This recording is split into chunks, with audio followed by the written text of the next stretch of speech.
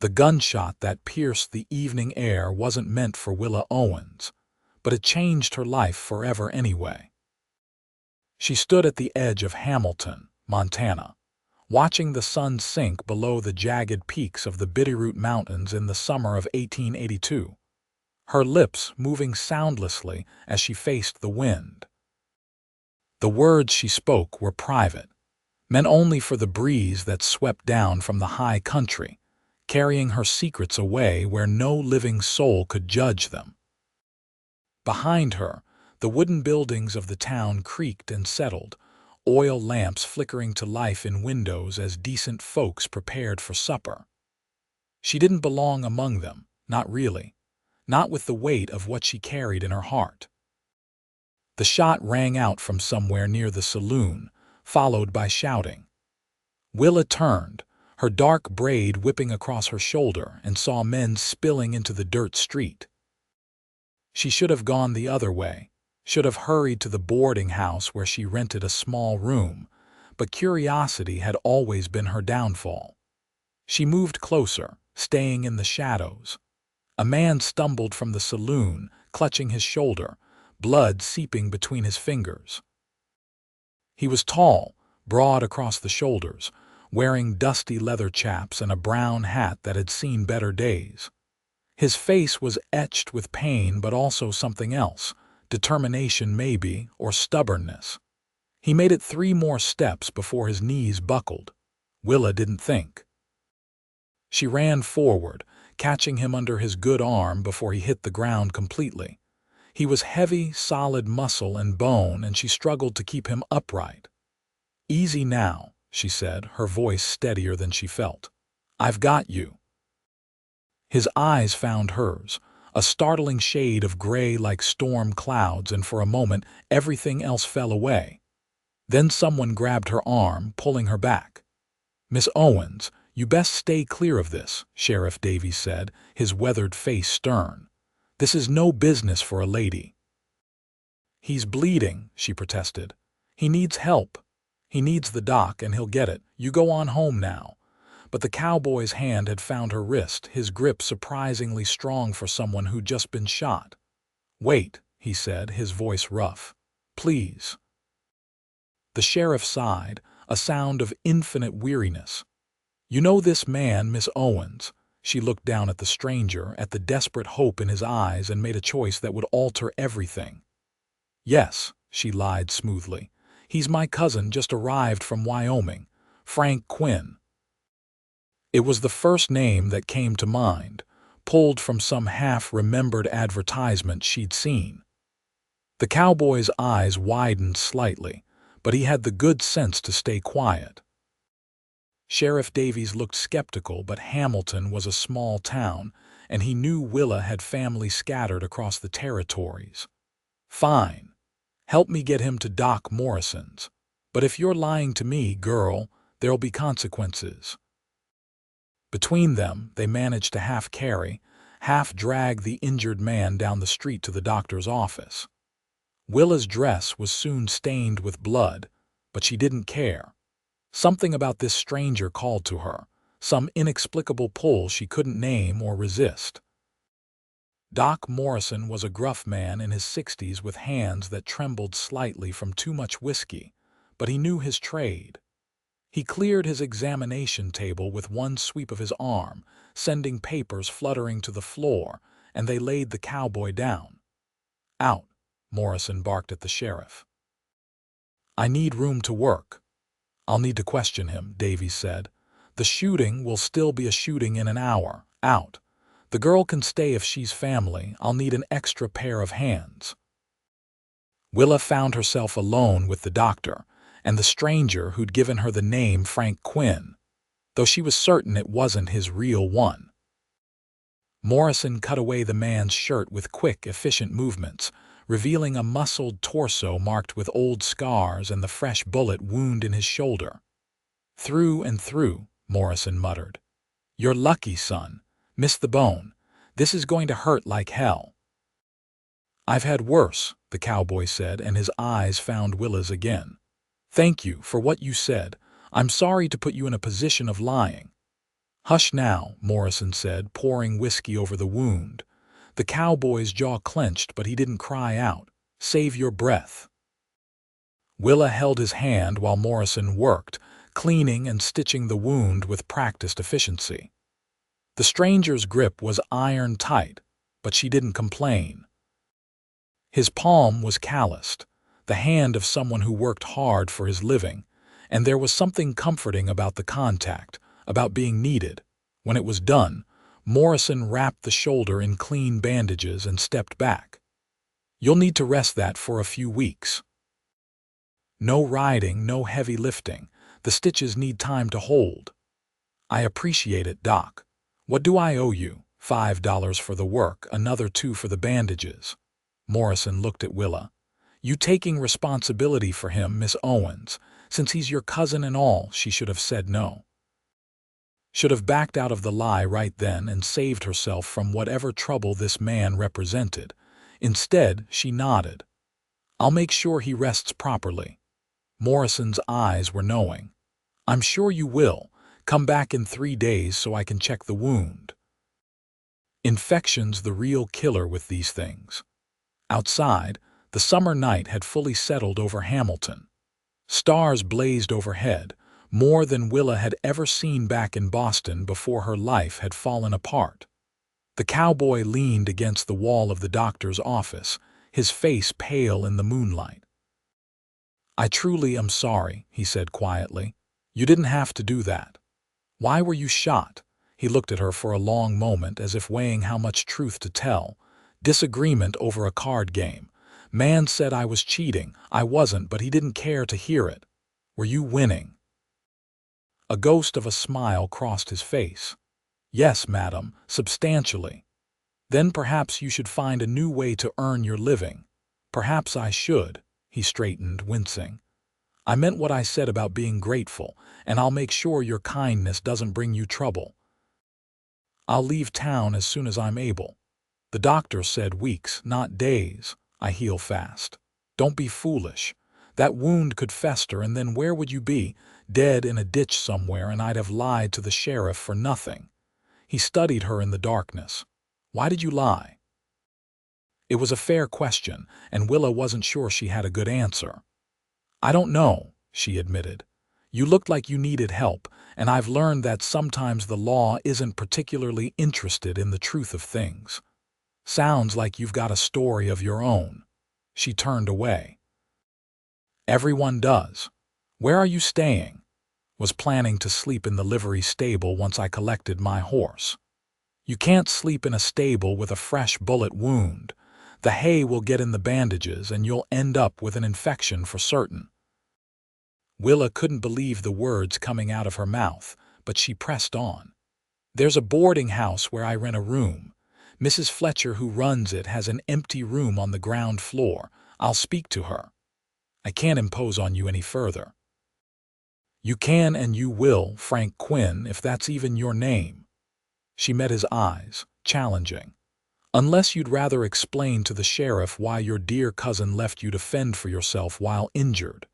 He laughed, a real laugh this time despite the pain it must have caused. "I suppose I'm at your mercy, and it's not my name for what it's worth, but it'll do for now. What should I call you? Frank is fine, it's close enough to the truth." "Then I'm Willa." "I know, the sheriff said it."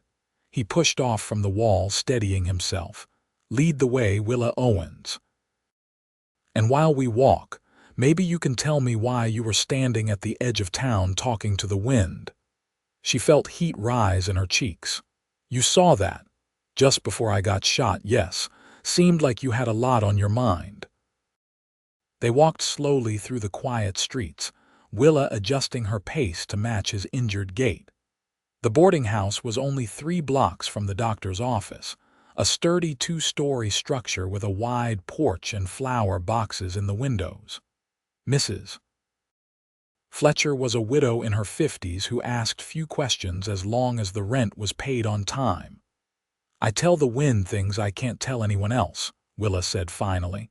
"Secrets, worries, things that would ruin me if they became common knowledge." "Such as?" She glanced at him sidelong. I don't know you well enough for that. Fair enough. Though you did claim me as family, so we must know each other somewhat. Despite herself, Willa smiled. There was something easy about talking to this stranger, something that made her want to trust him even though every bit of common sense screamed against it. They reached the boarding house, and she knocked on the door rather than using her key. Mrs. Fletcher appeared, her gray hair in a long braid over her shoulders, squinting at them in the lamplight. Miss Owens, it's late for callers. I'm sorry, Mrs. Fletcher.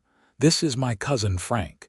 He's just arrived from Wyoming and had an unfortunate incident. He's been shot and the doctor says he needs rest. I was hoping you might have a room available.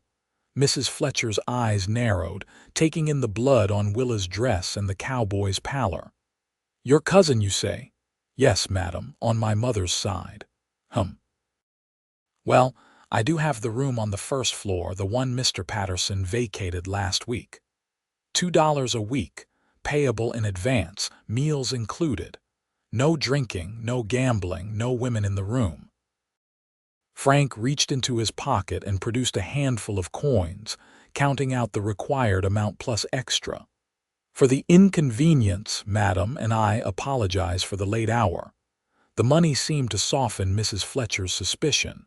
She pocketed the coins and gestured them inside. Come on, then. I'll show you to the room.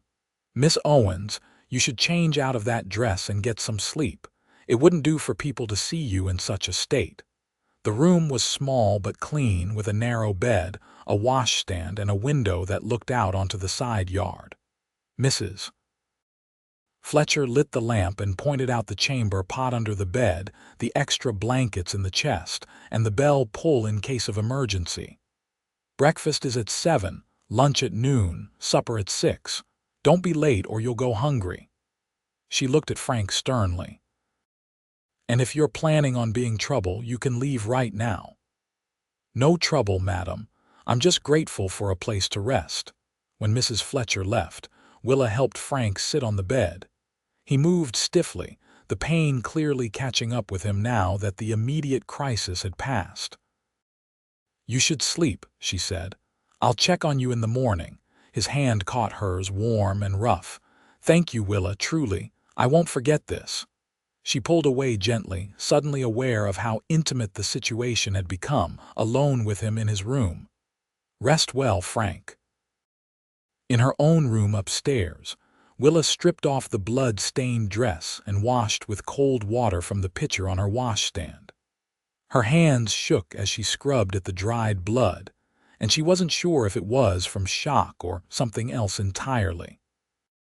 She'd lived in Hamilton for 6 months, keeping to herself, working as a seamstress to earn enough to eat. She'd spoken to no one about her past, about why a 22-year-old woman from a good Boston family had ended up alone in a Montana mining town. And now she'd tied herself to a stranger, a man who'd been shot over a card game, who wouldn't even give her his real name. She should be terrified. Instead, she felt more alive than she had in months. Sleep was a long time coming. When it finally arrived, she dreamed of gray eyes and strong hands, of whispered secrets and promises made to the wind. Morning brought sunshine streaming through her window, and the smell of frying bacon from the kitchen below. Willa dressed quickly in a simple blue cotton dress and braided her hair, then descended to find the dining room already occupied. Mrs. Fletcher served breakfast to her 4 boarders. Mr. Greenwood, the bank clerk, Miss Sarah Hartley, the schoolteacher, old Mr. Patterson, who'd apparently returned despite having supposedly left, and Frank, looking better than he had the night before though still pale. He stood when Willa entered, a gesture of manners that surprised her. The other men at the table had stopped bothering with such niceties weeks ago. Cousin, he said warmly, I trust you slept well enough. How's your shoulder? Sore, but I'll live. He waited until she was seated before sitting back down himself. Mrs. Fletcher brought plates of eggs, bacon, and fresh biscuits, and for a few minutes, everyone ate in relative silence. Then Sarah Hartley, a sweet-faced woman of perhaps 30, leaned forward with interest. "I hadn't heard Willa had family in the area. How wonderful that you've come to visit, Mr. Quinn. Will you be staying long?" "I'm not certain yet, Miss Hartley. It depends on various factors." "Such as how quickly his shoulder heals," Willa interjected. "He had an accident yesterday evening." "Oh dear. Nothing serious, I hope." "A disagreement that escalated beyond reason," Frank said smoothly. "Entirely my own fault for being in the wrong place at the wrong time." Mr. Greenwood snorted. "Heard there was a shooting at the saloon last night. Card game gone wrong." "You wouldn't know anything about that, would you?" "I'm afraid I would. The other fellow thought I was cheating. I assured him I wasn't, but he was quite drunk and past listening to reason." "And where is this other fellow now?" Greenwood asked suspiciously. "Left town on the midnight train, or so I heard. Seemed to think discretion was the better part of valor once he'd sobered up enough to realize what he'd done." It was a smooth lie, delivered with just the right amount of rueful humor. Willa wondered how much practice Frank had at deception. She wondered, too, why she didn't care as much as she should. After breakfast, she walked with him out to the front porch. The morning was already warm, promising another hot summer day. Down the street, wagons rumbled past, and somewhere a dog barked repeatedly. "You're good at lying," she observed. "It's a useful skill in my line of work." "And what is your line of work exactly?" He leaned against the porch railing, careful of his injured shoulder. "Bit of everything. Cow punching, mostly. Work cattle drives in the spring and summer, hole up somewhere warm in the winter. Play cards when I'm good at it, lose my shirt when I'm not. The usual." "The usual for a drifter, you mean?" "I suppose I am that." He looked at her seriously. "Does it bother you?" "It should have." A respectable woman had no business associating with drifters and gamblers. But Willa had left respectability behind in Boston, along with everything else she'd once valued. "No," she said honestly. "I have no right to judge anyone's choices." "Because you made choices of your own that brought you here." She didn't answer, turning instead to watch a group of miners trudging up the hill toward the claims outside of town. Frank let the silence stretch, seeming to understand that some things couldn't be rushed. "I should get to work," Willa said finally. "Mrs. Patterson wants her dress finished by tomorrow, and I still have the hem to do." "You're a seamstress." "I am now. In Boston, I never had to work a day in my life. Funny how circumstances change." She left him on the porch and walked the half-mile to her small shop, really just a room she rented above the general store. She had a sewing machine that she'd bought second-hand and enough skill with a needle to make simple dresses and do alterations. It wasn't glamorous work, but it kept her fed. All morning, as she worked on Mrs. Patterson's green silk dress, her thoughts kept drifting back to Frank. She wondered what his real name was, where he'd come from, what secrets he carried. She wondered why a man who clearly had good manners and education was drifting from town to town instead of settling somewhere respectable. She wondered why it felt like she'd known him far longer than one evening. At noon, she ate the bread and cheese she'd brought with her, then returned to work. She had 3 more orders waiting: a shirt for Mr. Greenwood that needed the collar replaced, a christening gown for Mrs. Sullivan's new baby, and a riding skirt for Sarah Hartley. The work was steady, if not particularly profitable. She was surprised when the door opened in the middle of the afternoon, and Frank stepped inside. He'd cleaned up since breakfast, shaved and changed into a fresh shirt, though she noticed he moved with careful precision to avoid jarring his shoulder. "Should you be walking around?" she asked, setting down her needle. "Probably not, but I was going stir-crazy sitting in that room. Thought I'd take a walk, see the town. Ended up here. It's not much of a shop." He looked around at the bolts of fabric stacked against one wall, the dress forms draped with half-finished garments, the afternoon sun streaming through the single window. "It's yours. That makes it something." She felt that strange pull again, that sense of connection she couldn't explain. "I suppose it does. I meant what I said last night about being grateful. If there's anything I can do to repay your kindness, you only have to ask." Willa considered him for a moment, this stranger who disrupted her carefully ordered solitude. "Tell me your real name," he smiled. "That's worth more than one night's kindness, I think." "Is it such a terrible secret?" "Not terrible, just mine." He moved closer, picking up a piece of blue ribbon from her work table and running it through his fingers. "How about we make a trade, one secret for another? I'll tell you my name if you tell me why you were whispering to the wind." Her breath caught.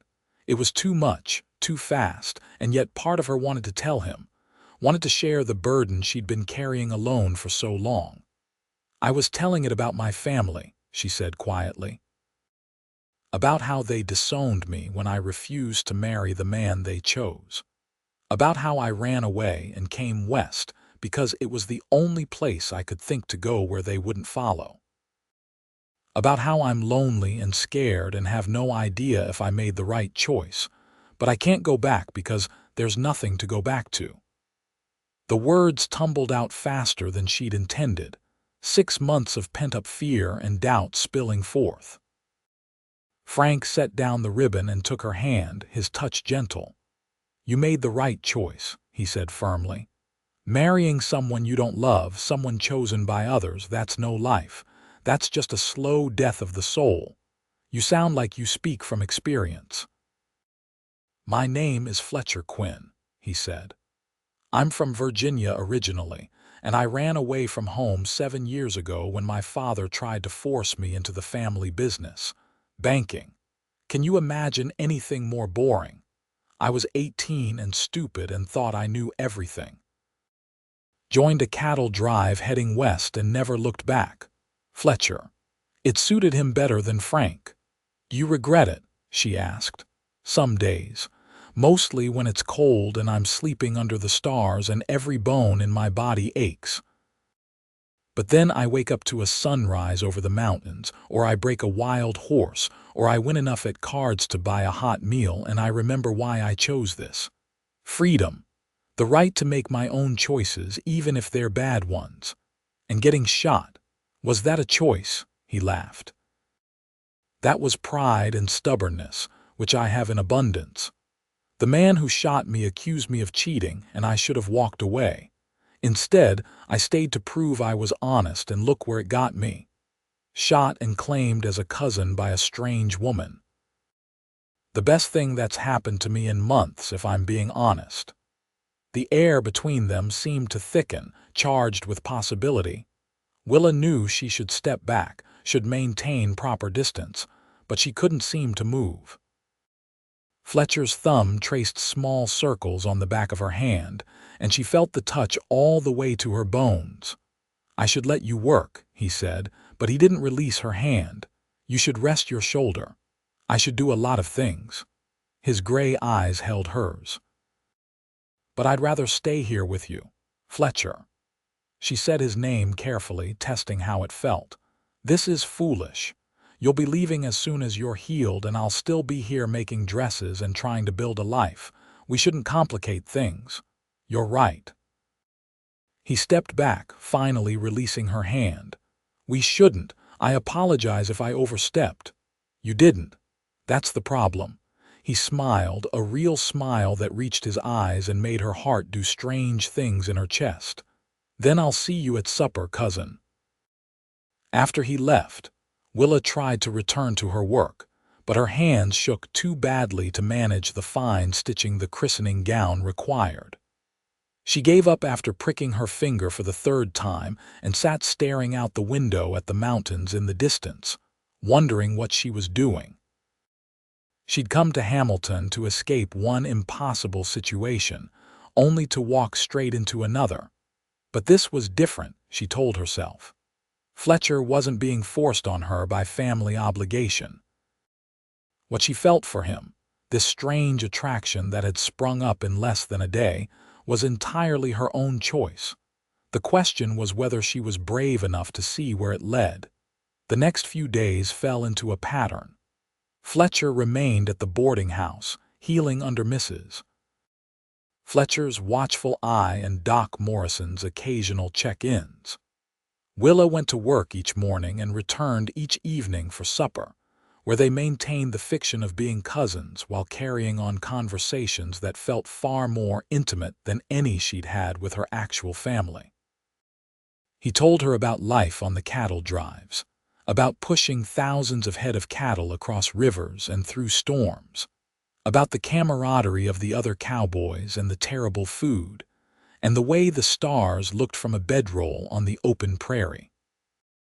She told him about Boston, about growing up in a house full of servants and expectations, about her mother's desperate attempts to marry her off to secure the family's social standing, about the particular man they'd chosen, a banker twice her age who'd looked at her like a possession to be acquired. "What was his name?" Fletcher asked one evening. They were sitting on the front porch of the boarding house after supper, watching fireflies dance in the growing darkness. "Does it matter? I'd like to know who to punch if I ever find myself in Boston." She laughed despite herself. "Herbert Wainwright, and you'll do no such thing. He wasn't cruel, just old and boring and utterly wrong for me. My parents couldn't understand why I refused. The match would have solved all their financial troubles, but cost you your happiness." They didn't see it that way. Happiness was secondary to duty and family obligation. "When I ran, I took what little money I'd saved and bought a train ticket west. I got as far as Hamilton before the money ran out. Been here ever since, learning to make my own way." Fletcher reached over and took her hand, a gesture that had become familiar over the past few days. "You're braver than you give yourself credit for." "I don't feel brave. Most days I feel terrified. That's what bravery is, being terrified and doing it anyway." His shoulder was healing well, Morrison had reported. Another week and he'd be able to ride again. The thought of him leaving made Willa's chest ache in a way she didn't want to examine too closely. On Sunday, they attended church together, sitting in the back pew and drawing curious looks from the congregation. Afterward, Sarah Hartley approached them with a smile. "Willa, I'm having a small gathering at my house this afternoon. Just tea and cake. Would you and your cousin care to join us?" It was an invitation Willa had been hoping for since she'd arrived in Hamilton. Sarah was well respected in town, and her friendship could mean the difference between being an outsider and being accepted. But accepting would mean more lies, more maintaining of the fiction that Fletcher was her cousin. "We'd be delighted," she heard herself say. Sarah's house was a neat cottage near the schoolhouse, with a garden full of roses and a parlor that, while small, was tastefully decorated. 3 other women were already there when Willa and Fletcher arrived. Mrs. Sullivan with her new baby, Mrs. Patterson, and young Emily Chen, whose family ran the laundry. The women made a fuss over the baby while Fletcher stood awkwardly by the window, clearly uncomfortable with the domestic scene. Willa took pity on him and suggested he might prefer to wait on the porch, which he accepted with visible relief. Once he was gone, the real questions began. "Your cousin seems quite taken with you," Mrs. Sullivan said, bouncing her baby gently. "The way he looks at you is hardly familial." Willa felt heat rise in her cheeks. "We're close, that's all. We practically grew up together." "In Wyoming?" Mrs. Patterson asked. "I thought you said you were from Boston." "I am. Fletcher lived in Wyoming, but we visited summers."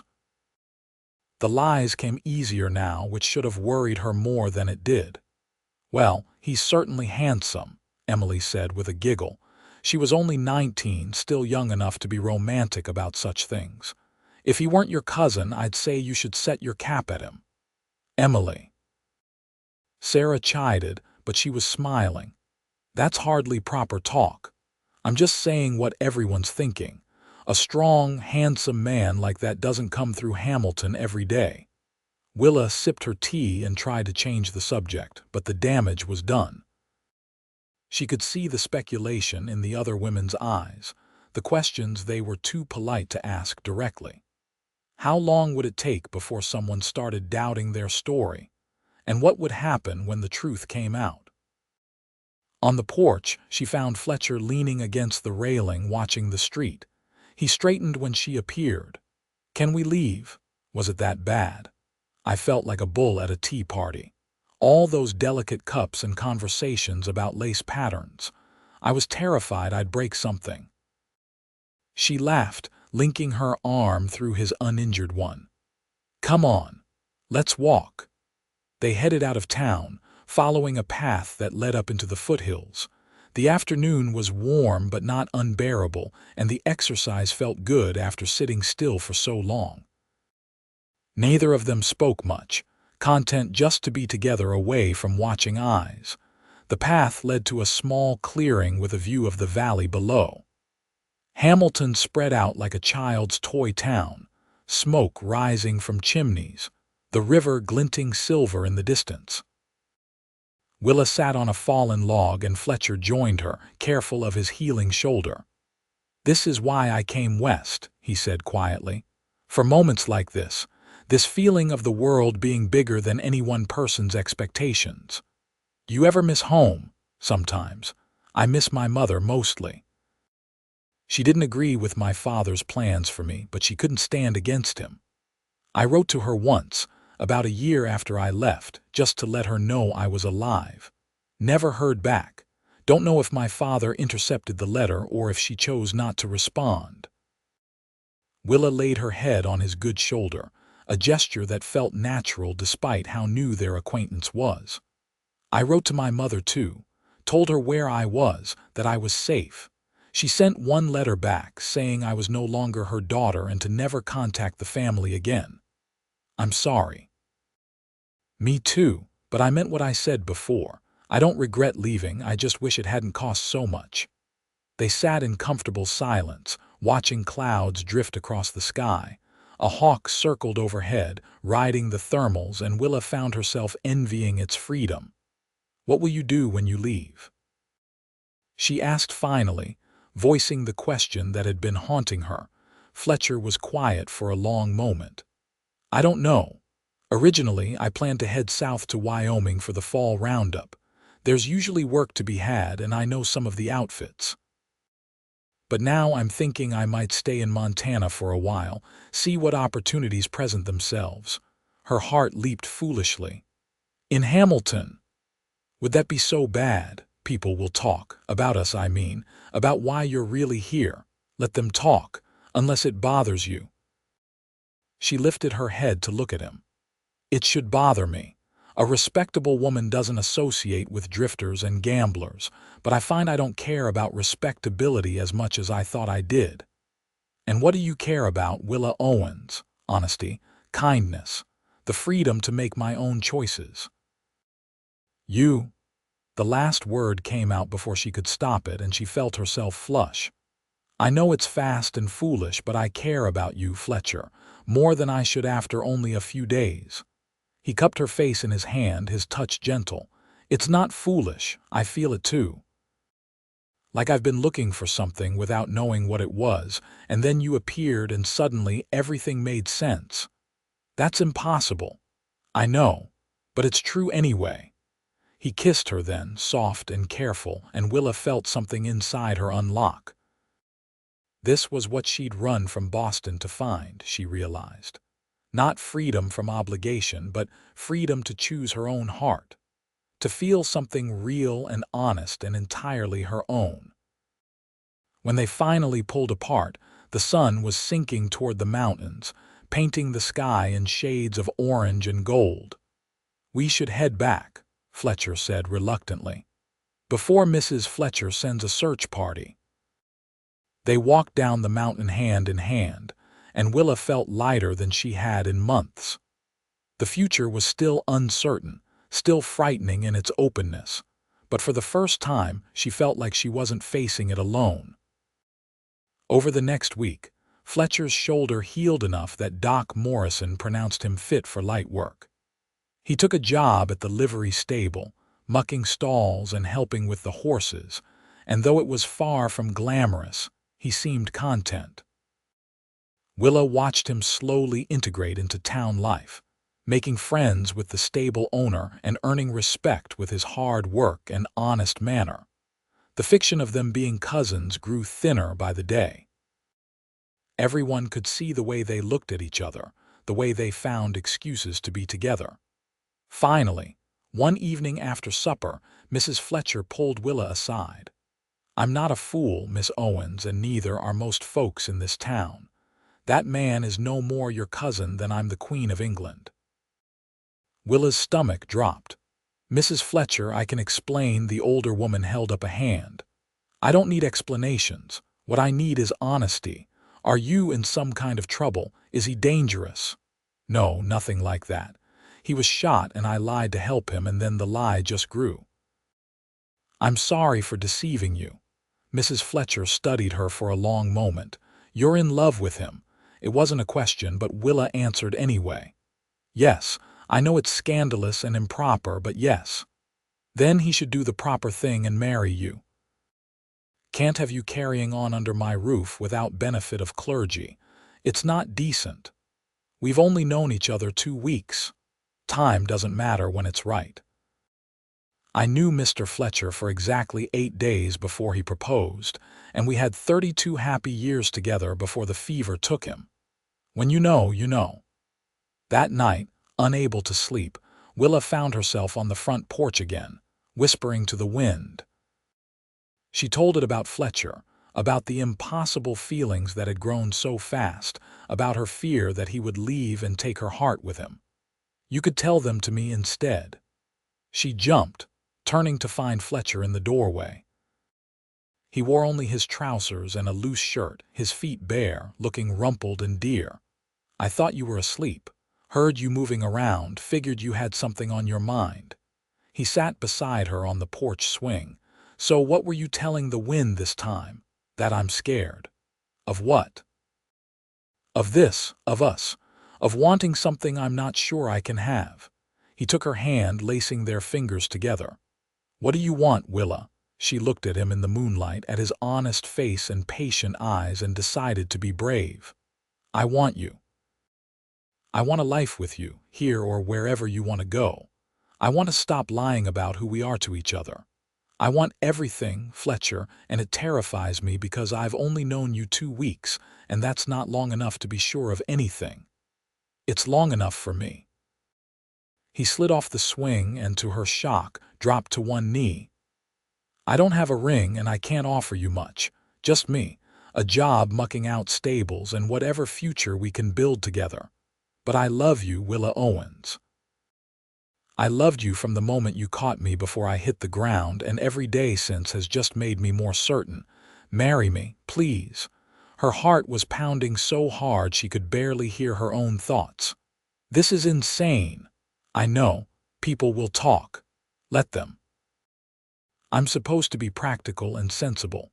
You ran away from Boston to Montana.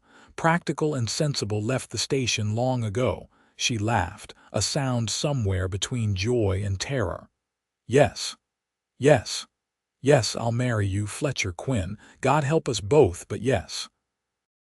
He stood and swept her into his arms, spinning her around despite the protest from his still healing shoulder. When he set her down, he kissed her properly, deeply, and Willa felt the last of her doubts melt away. They were married 3 days later by the circuit judge who happened to be passing through Hamilton.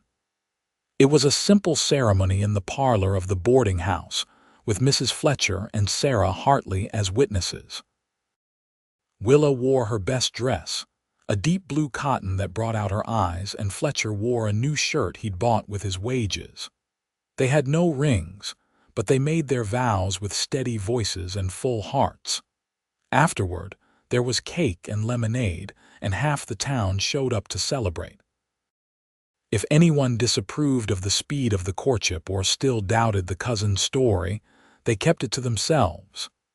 Hamilton was a frontier town, after all, and people understood that life was short and happiness was hard-won. That night, in the room that was now legally theirs to share, Fletcher held Willa close and whispered promises against her hair. He promised to work hard, to build them a life worth living, to never make her regret her choice.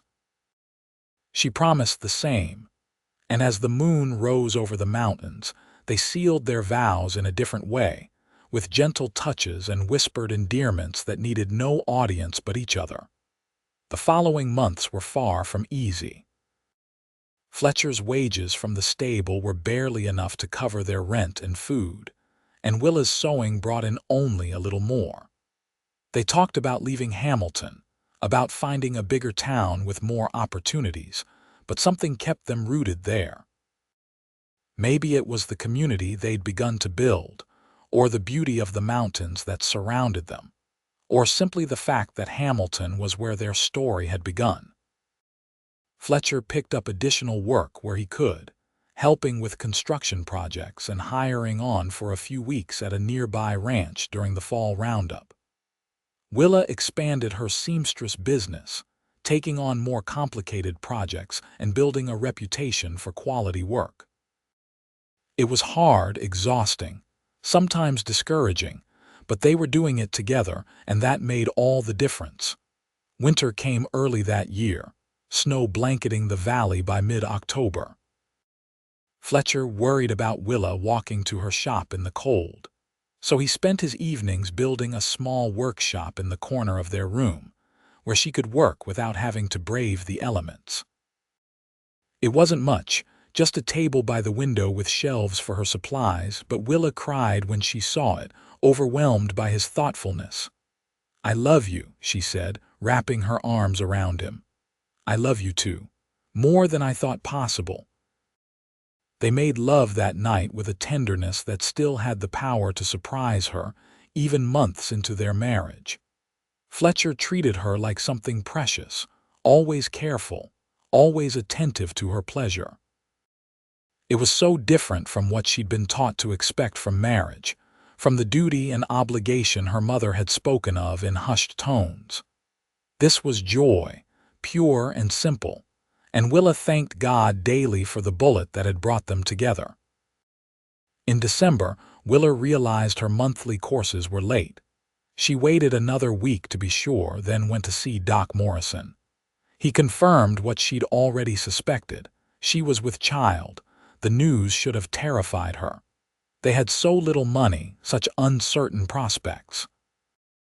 But when she told Fletcher that evening, watching his face cycle through shock, wonder, and pure joy, she felt only happiness. "A baby," he said, placing his hand on her still flat stomach. "We're going to have a baby. Are you happy?" "Happy." "Willa, I'm terrified and thrilled and amazed all at once. How are you feeling?" "The same. Also slightly sick, but Morrison says that's normal." He pulled her close, resting his chin on top of her head. "We'll make this work.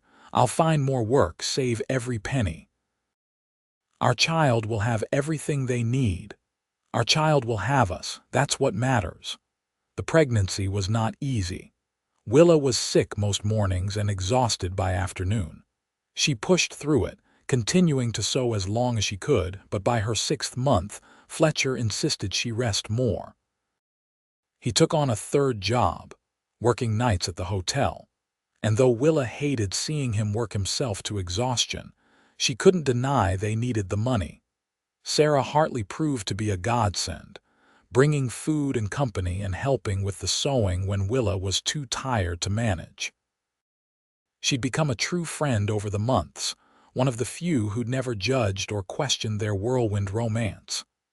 "You're lucky, you know," Sarah said one afternoon, hemming a dress while Willa rested on the bed. "Finding someone who loves you like Fletcher does. Most women never get that." "You will," Willa assured her. "The right man will come along. I'm 31 and teaching school in a mining town. The prospects aren't exactly abundant." But Sarah smiled as she said it without bitterness. "I'm content with my life, but I'm glad you found happiness." The baby came in early July, during a thunderstorm that rattled the windows and lit up the sky with brilliant flashes. Fletcher paced the hallway while Doc Morrison and Mrs. Fletcher attended to Willa, who labored for 12 hours before finally bringing their son into the world. "A boy," Morrison announced, placing the squalling infant in Fletcher's arms. "Healthy lungs on him." Fletcher looked down at the tiny, red-faced creature and promptly started crying. "He's perfect. Absolutely perfect." They named him Thomas, after Fletcher's father, a gesture of reconciliation even if the elder Quinn would never know about it. Tommy, as they called him, had his mother's dark hair and his father's gray eyes, and he quickly became the center of their universe. Willa had never known exhaustion like the early months of motherhood, but she'd never known such fierce love either.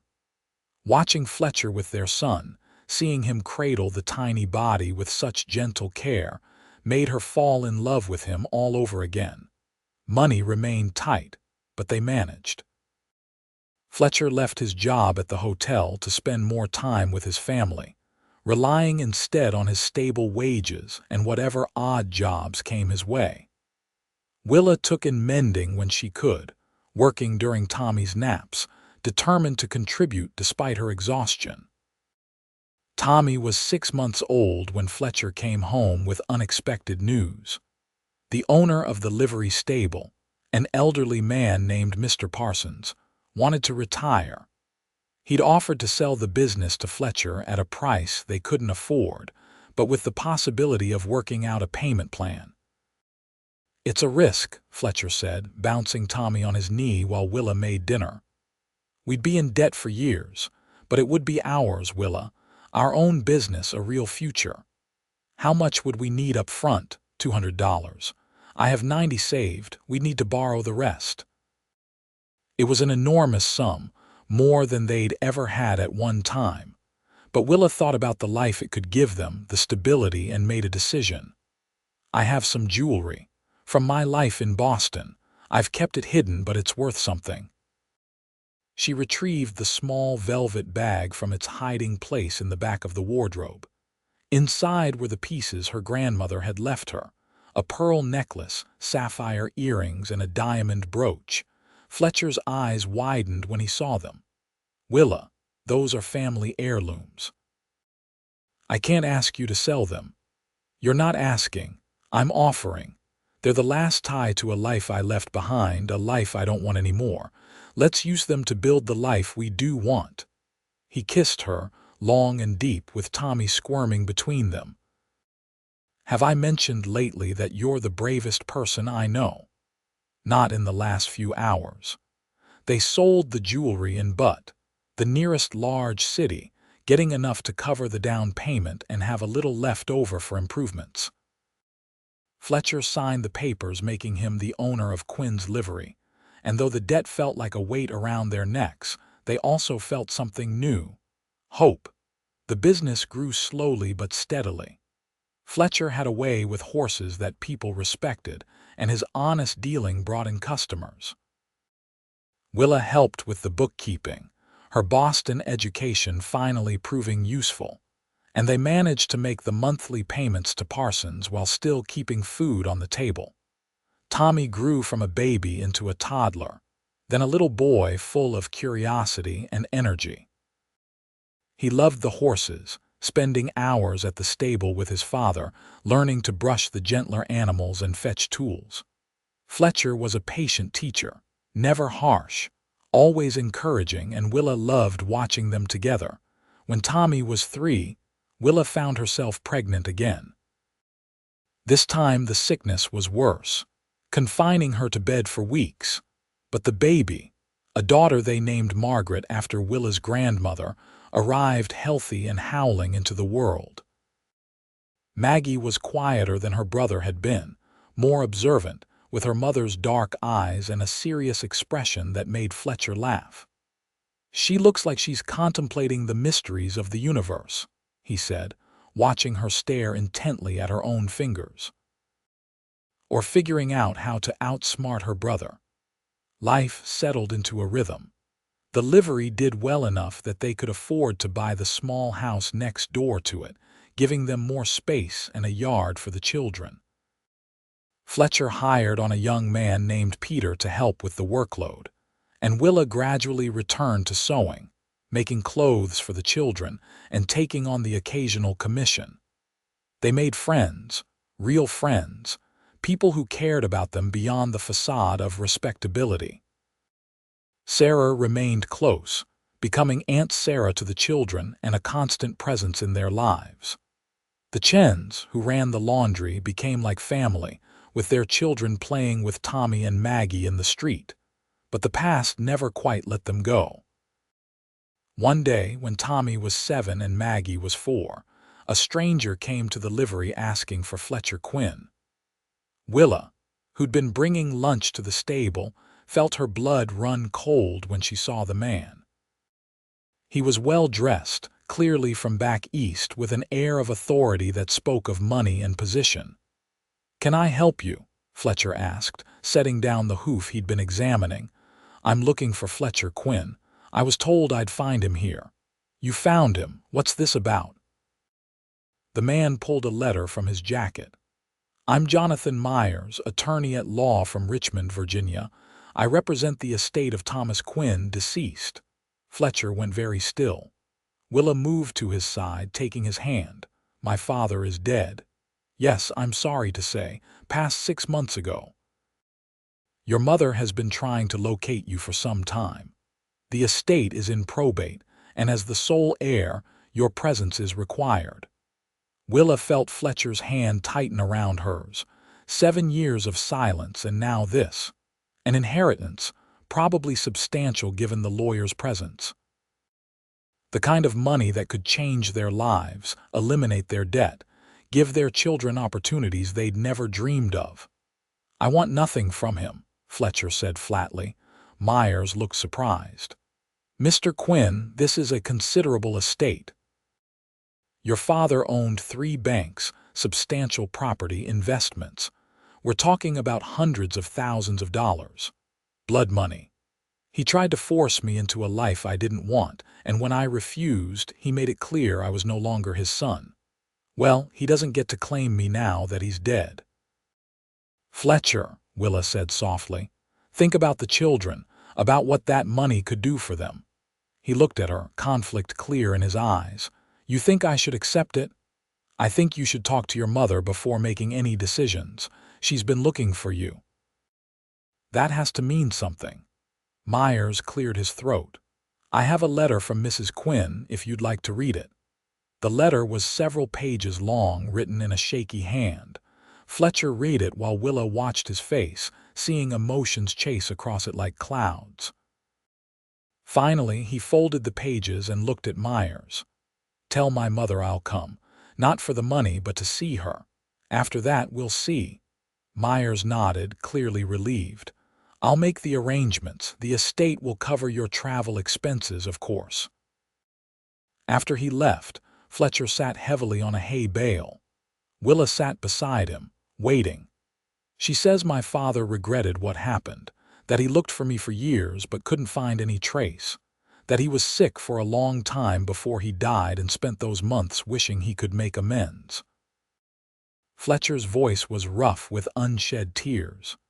"She says she wants to meet her grandchildren, that she's sorry she didn't fight harder to keep me." "Then we'll go," Willa said firmly. "All of us.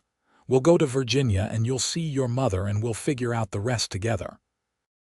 The journey east took 3 weeks, traveling by train through landscapes that changed from mountains to plains to rolling green hills. Tommy was fascinated by everything, pressing his face to the window and asking endless questions. Maggie mostly slept, content as long as she had her mother nearby. Fletcher grew quieter the closer they got to Virginia, the weight of the past pressing down on him. Willa held his hand and told him stories about Boston, about her own complicated relationship with her family, until finally he relaxed enough to sleep. Richmond was bigger than Willa had expected, a bustling city that made Hamilton look like a village. Myers met them at the station and escorted them to a large house in the wealthy part of town. A mansion, really, with columns and gardens and servants who took their bags. Fletcher's mother met them in the parlor. She was older than Willa had pictured, probably in her 60s, with gray hair and Fletcher's same gray eyes. She took one look at her son and burst into tears. "Fletcher, oh, my boy, you came." He crossed the room in 3 strides and gathered her into his arms. "I'm sorry, Mother. I'm so sorry I stayed away." "Hush. You did what you had to do. I understand that now." She pulled back to look at him. "Let me see you. My goodness, you're so tall and handsome. You look so much like your father did at your age. Mother, this is my wife, Willa, and our children, Tommy and Maggie." Mrs. Quinn turned to them with a smile that trembled at the edges. "My grandchildren. I never thought I'd see this day. Come here, both of you." The children, blessedly, behaved themselves, accepting their grandmother's hugs and kisses with good grace. Tommy even produced one of his rare smiles when she asked him about the train ride. Over the next few days, the story came out in pieces. Thomas Quinn had been a hard man, proud and stubborn, who'd believed he knew what was best for his son. When Fletcher had run, the elder Quinn had been furious, had sworn to disown him, had forbidden his wife from trying to find him. But as the years passed and his health failed, he'd softened. He'd hired investigators to search, but Fletcher had covered his tracks well, and the West was a big place. "He died wishing he could tell you he was sorry," Mrs. Quinn said. "Wishing he'd listened when you tried to talk to him. The estate, all this money, it was his way of trying to make amends." Fletcher stood at the window of the study, looking out at gardens he'd played in as a child. "I don't need his money. We have a good life in Montana." "I know you do. Myers told me about your livery business, about the home you've built. I'm so proud of you, Fletcher." His mother joined him at the window. "But this isn't about what you need. Your father wanted to provide for his grandchildren, to give them opportunities. Can you really turn that away, Willa?" Fletcher looked at his wife, seated on the sofa with Maggie asleep in her lap. "What do you think?" She considered carefully before answering. "I think money doesn't solve everything, but it can make life easier. We could expand the business, hire more help so you're not working yourself to exhaustion. We could buy a bigger house, make sure the children get good educations. We could help people in Hamilton who are struggling the way we struggled." She met his eyes. "But I also think we shouldn't let it change who we are. Montana is our home. That doesn't have to change just because we have more money." In the end, Fletcher accepted the inheritance, but on his terms. He took enough to eliminate their debt, expand the livery, and set up trust funds for the children. The rest he divided between his mother and various charities in Richmond. His father's banks he sold, wanting nothing to do with the business that had driven them apart. They stayed in Virginia for a month, giving Fletcher time to reconnect with his mother and settle the estate. Mrs. Quinn fell in love with her grandchildren, spoiling them shamelessly and filling their bags with gifts for the return journey. She extracted a promise from Fletcher to visit every year and to write regularly. "Don't stay away so long again," she begged the night before they left. "I've lost too many years already." "I won't," he promised. "You're always welcome in Montana, too. I think you'd like it there." The journey back west felt different. They traveled in comfort now, with sleeper cars and meals in the dining car, but Willa found herself eager to return to their simple life. The money would help, certainly, but it wasn't what mattered. What mattered was sitting across from her on the train, playing cards with Tommy and making faces at Maggie. Hamilton welcomed them back with genuine warmth. News of the inheritance had somehow preceded them, probably through Myers' office, but their friends treated them no differently. Sarah teased Fletcher about being a secret heir, but her smile was genuine. The Chens invited them to dinner to hear about their travels. Even Sheriff Davies, now retired and grumpy in his old age, stopped by to say he'd kept an eye on the livery in their absence. Fletcher used the money carefully. He built a new wing onto the stable, added more stalls, and purchased several horses to rent out. He hired 2 more men, which allowed him to actually take Sundays off for the first time in years. They bought a bigger house, still modest by Virginia standards but palatial compared to their old one, with a proper workshop for Willa's sewing and bedrooms for each child. But the best use of the money, in Willa's opinion, was the fund Fletcher established to help families struggling in Hamilton. He'd remembered what it was like to count every penny, to worry about making rent, and he wanted to help others avoid that fear. The fund provided small loans for business ventures, paid doctors' bills for those who couldn't afford them, and ensured no child in Hamilton went without shoes or a warm coat in winter. Life continued, richer in some ways, unchanged in others. Willa still took in sewing, not for the money anymore, but because she enjoyed it. Fletcher still worked at the stable, getting his hands dirty alongside his employees. They had 2 more children over the years, another boy named James and a girl named Elizabeth, and their house rang with laughter and noise and love. Tommy grew into a serious young man who loved horses as much as his father. Maggie became a teacher like Sarah, patient and kind with her students. James surprised them all by showing an aptitude for business, eventually taking over the financial side of the livery. Elizabeth, the baby, was pure mischief and charm, wrapping everyone around her little finger. Years passed. Fletcher's hair turned gray at the temples, and Willa found lines around her eyes that hadn't been there before. They'd been in Hamilton for 25 years when Fletcher came home one evening with a thoughtful expression. "What's on your mind?" Willa asked. They were sitting on the porch of their house, watching the sunset paint the mountains gold and crimson, just as they'd done thousands of times before. "I was thinking about that night we met, about how you caught me when I fell, how you lied to the sheriff to protect me. Sometimes I wonder what would have happened if you hadn't been there. You would have managed somehow, you're a survivor, maybe, but I wouldn't have had you, wouldn't have had this life, these children, this home." He took her hand, his touch as familiar now as her own heartbeat. "I wouldn't have had 25 years of happiness. We're not done yet. I plan on at least 25 more." He laughed and pulled her close. "Deal. Though you might regret that when I'm old and creaky and you have to help me up from chairs. I'll risk it." They sat together as the stars came out, one by one, brilliant against the darkening sky. From inside the house, they could hear Elizabeth practicing piano, the notes drifting through the open window. Tomorrow would bring its own challenges and joys, but for now, this moment was perfect. "Do you still whisper secrets to the wind?" Fletcher asked. "Sometimes, though I have fewer secrets now."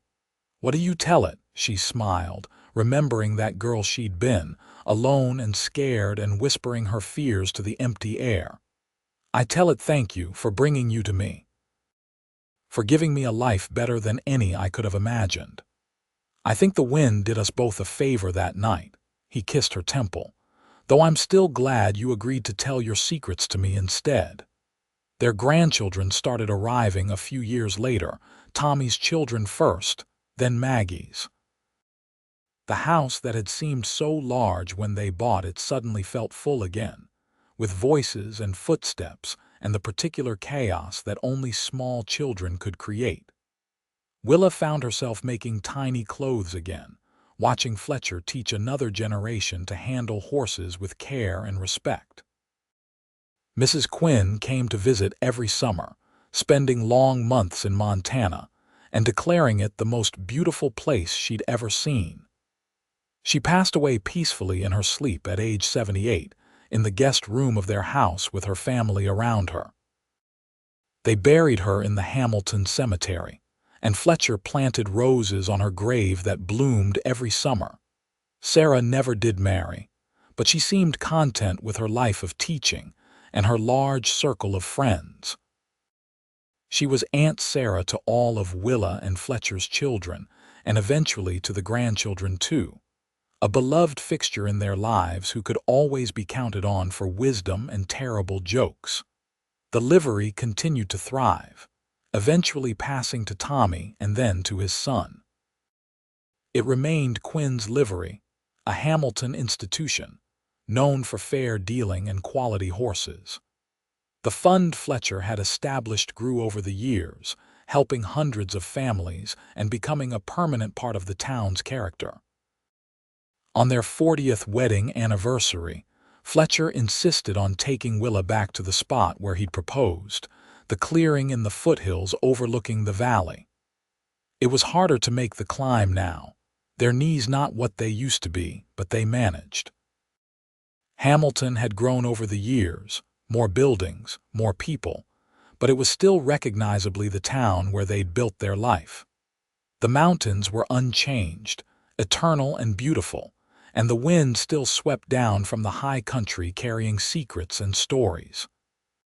40 years, Willa said, settling on the same fallen log they'd sat on all those years ago. How did that happen, one day at a time, one choice at a time? Fletcher sat beside her, taking her hand, and I'd do it all again. Every struggle, every worry, every moment. Because it led here to you, to this. You're getting sentimental in your old age. I'm entitled. I'm 65 years old and still madly in love with my wife. That earns me the right to be sentimental. She leaned her head on his shoulder, still fitting perfectly after all these years. I love you too. More than I did at 22, which I wouldn't have thought possible. Do you have any regrets about leaving Boston, about the life you could have had? Willa thought about that girl she'd been, desperate and alone, whispering to the wind because she had no one else to tell. She thought about the choice she'd made to help a stranger, to lie to the sheriff, to risk her reputation for someone she'd just met. She thought about all the moments that had followed, hard and joyful and mundane and extraordinary, that had made up their life together. Not a single one, she said firmly. This is exactly where I'm meant to be. They stayed until the sun set, watching the sky turn colors that still took their breath away. On the walk back to town, Fletcher took her hand and Willa squeezed it tight, grateful for every day, every choice, every whispered secret that had brought them here. The wind picked up, rustling through the pines, and Willa smiled. She had no secrets left to tell it. Everything worth knowing, everything worth saying, she shared with the man beside her. And that, she thought, was the greatest gift of all. Their later years were gentle ones.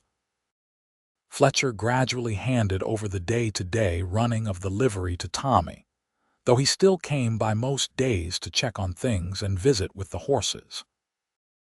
Willa sewed less, her fingers not as nimble as they once were, but she still made quilts for each new grandchild and great-grandchild that arrived. They celebrated their 50th anniversary with a party that took over the entire main street of Hamilton. The whole town came, 3 generations of families they'd helped over the years, people whose lives they'd touched in ways large and small.